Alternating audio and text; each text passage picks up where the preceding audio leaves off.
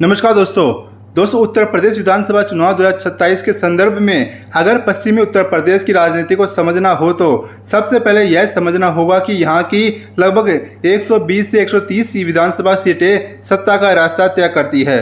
2013 के मुजफ्फरनगर दंगों के बाद पश्चिमी यूपी में जो जाट बीजेपी गठजोड़ बना है उसने 2014, 2017 और 2022 के चुनाव में बीजेपी को बड़ा फायदा पहुंचाया। हालांकि 2020-21 के किसान आंदोलन के दौरान यह गठबंधन कमजोर पड़ता दिखा, लेकिन 2024 के लोकसभा चुनाव से पहले जयंत चौधरी का एनडीए में शामिल होना बीजेपी के लिए एक बड़ी राजनीतिक सफलता माना गया। बीजेपी नेतृत्व अच्छी तरह से समझता है कि पश्चिमी यूपी में जाट वोटों का एकजुट समर्थन है उसके लिए केवल कुछ सीटों का सवाल नहीं बल्कि पूरे क्षेत्र में राजनीतिक बढ़त का आधार है। यही कारण है कि 2027 के विधानसभा चुनाव से पहले राष्ट्रीय लोकदल की सीटों की मांग को बीजेपी बहुत गंभीरता से ले रही है। सूत्रों के हवाले से 35 विधानसभा सीटों की मांग चर्चा भले ही हो रही हो, लेकिन व्यवहारिक राजनीति में यह संख्या हासिल करना आसान दिखाई नहीं देता है। 2022 के विधानसभा चुनाव में राष्ट्रीय लोकदल ने समाजवादी पार्टी के साथ गठबंधन करके चुनाव लड़ा था। वो लगभग 33 सीटों पर उम्मीदवार उतारे थे, जिनमें से 8 सीटों पर जीत दर्ज की थी। साथ ही पश्चिमी यूपी में पार्टी का प्रभाव वास्तविक है, लेकिन वह पूरे प्रदेश में 35 सीटों के अनुपात का जनाधार नहीं रखना चाहती।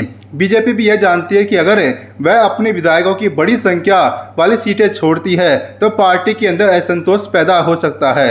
इसलिए राजनीतिक विश्लेषकों का मानना है कि बीजेपी और राष्ट्रीय लोकदल के बीच अंतिम समझौता संभवतः 15 से 25 सीटों के बीच कहीं ना कहीं बन सकता है। यह संख्या इतनी होगी कि जयंत चौधरी सम्मानजनक स्थिति में रहे और इतनी कम भी होगी कि बीजेपी का मूल संगठन नाराज नहीं हो। राष्ट्रीय लोकदल का प्रभाव मुख्य रूप से जाट बहुल क्षेत्रों में केंद्रित है।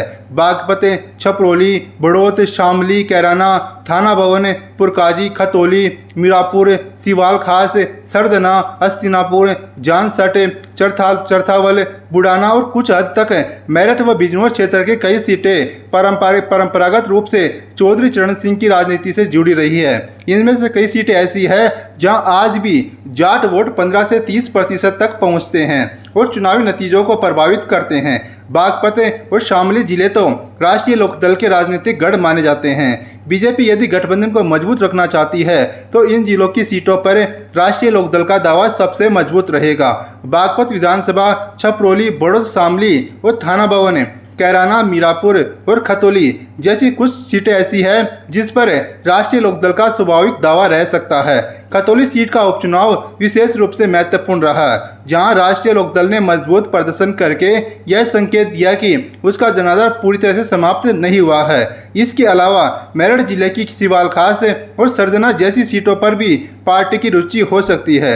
हालांकि यहाँ बीजेपी का अपना मजबूत संगठन है। मुजफ्फरनगर जिले की बुडाना, जानसट और चरथावल जैसी सीटें भी उन क्षेत्रों में आती है जहां जाट वोट निर्णायक भूमिका निभाते हैं और राष्ट्रीय लोकदल स्वयं को स्वाभाविक दावेदार मान सकता है। बीजेपी की रणनीतिक मजबूरी यह है कि वह पश्चिमी यूपी में जाट वोटों को किसी भी कीमत पर खोना नहीं चाहेगी। 2024 के लोकसभा चुनाव ने दिखाया कि उत्तर प्रदेश में बीजेपी के सामने सबसे बड़ी चुनौती सामाजिक गठबंधनों की राजनीति है।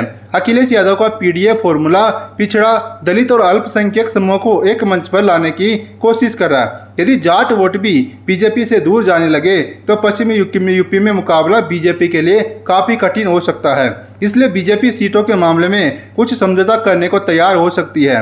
हालांकि 35 सीटों की मांग और 35 सीटें मिलने में बड़ा अंतर है।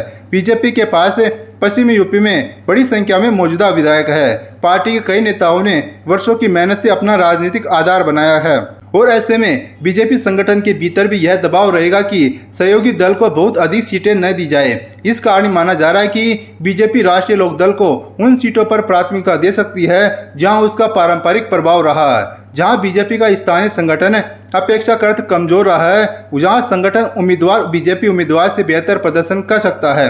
जयंत चौधरी की राजनीति केवल सीटों की संख्या पर आधारित नहीं है। वे अपने समर्थकों को यह संदेश देना चाहते हैं कि एनडीए में रहते हुए भी राष्ट्रीय लोकदल की स्वतंत्र पहचान बनी हुई है। इसलिए उनके लिए सम्मानजनक सीट बंटवारा उतना ही महत्वपूर्ण है जितनी सीटों की वास्तविक संख्या। यदि बीजेपी उन्हें 18 से 22 प्रभावशाली सीट दे देती है और कुछ विधान परिषद संगठनात्मक और भविष्य की राजनीतिक हिस्सेदारी के संकेत देती है तो समझौता संभव दिखाई देता है। इसके अतिरिक्त बीजेपी यह भी समझती है कि राष्ट्रीय लोकदल केवल जाट वोटों का सवाल नहीं है। जयंत चौधरी की छवि पश्चिमी यूपी के किसान नेता की भी है। वे चौधरी चरण सिंह की विरासत के राजनीतिक उत्तराधिकारी हैं और किसानों के बीच उनकी स्वीकार्यता बीजेपी के लिए सहयोगी और उपयोगी साबित हो सकती है। यही कारण है कि बीजेपी उन्हें केवल एक सहयोगी दल के नेता के रूप में नहीं बल्कि पश्चिमी यूपी की सामाजिक राजनीति के महत्वपूर्ण स्तंभ के रूप में देखेगी। 2027 के चुनाव में बीजेपी की कोशिश होगी कि जाट, गुर्जर, त्यागी, वैश्य, गैर यादव, ओबीसी और दलित वर्गों के बीच अपना व्यापक गठबंधन बनाए रखे। दूसरी ओर समाजवादी पार्टी गुर्जर, मुस्लिम, दलित और पिछड़े वर्गों को जोड़कर इस समीकरण को चुनौती देने की कोशिश करेगी। ऐसे में राष्ट्रीय लोकदल की भूमिका बीजेपी के लिए और महत्वपूर्ण हो जाती है।